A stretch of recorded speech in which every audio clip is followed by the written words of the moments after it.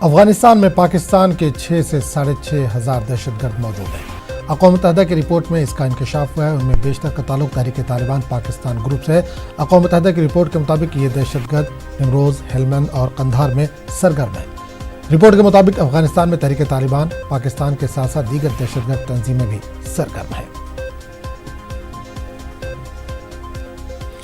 और इस पूरे मामले पर बात करने के हम सीधे रुख करेंगे दिल्ली का, जहां से हमारे मध्य शंकर आनंद इस वक्त जुड़े हैं। शंकर, हिंदुस्तान नहीं अफगानिस्तान में भी पाकिस्तान दहशतगर्दाना कार्रवाइयां अंजाम दे रहा है। यूएन की रिपोर्ट में यह खुलासा हुआ है 5 से 6,000 दहशतगर्द वहां पर मौजूद हैं।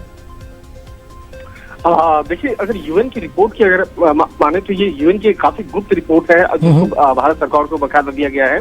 और इस मामले में स्पष्ट तौर पे बताया है कि कई बड़े आतंकी हमले के फिराक में है, जिसमें कि अलकायदा की जो और एक और संगठन है अलकायदा इंडियन सब कोऑर्डिनेट, और इसके साथ साथ एक कश्मीर में कुछ जुड़े जो आतंकी है उसके बारे में भी जिक्र किया गया है। इसके साथ ही कर्नाटक और केरल में जो कुछ आतंकी छुपे हुए हैं जिसका जो संगठन का नाम दिया गया है ISIL मिलिटेंट।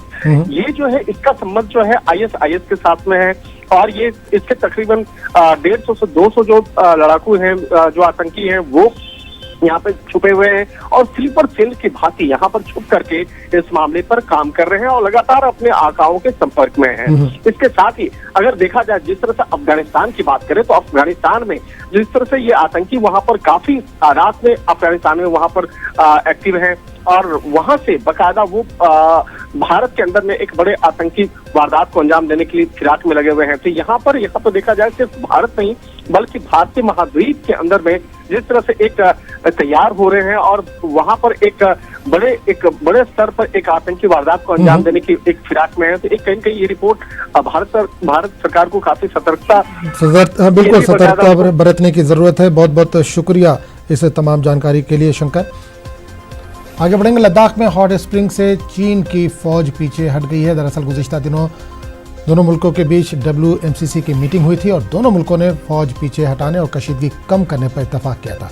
फौजी और सिफारती सतह पर बातचीत के नतीजे में ही हॉट स्प्रिंग से चीन की फौज पीछे हटी है। इससे कबल गोरा इलाके में डिसएंगेजमेंट का अमल मुकम्मल हो चुका है, यानी मशरक़ी लद्दाख में पेट्रोलिंग पॉइंट 14 और 15 से चीनी फौज हट चुकी है। ज़राए के मुताबिक पिंगोंग के ताल्लुक से आइंदा हफ्ते फौजी कमांडरों की बातचीत हो सकती है।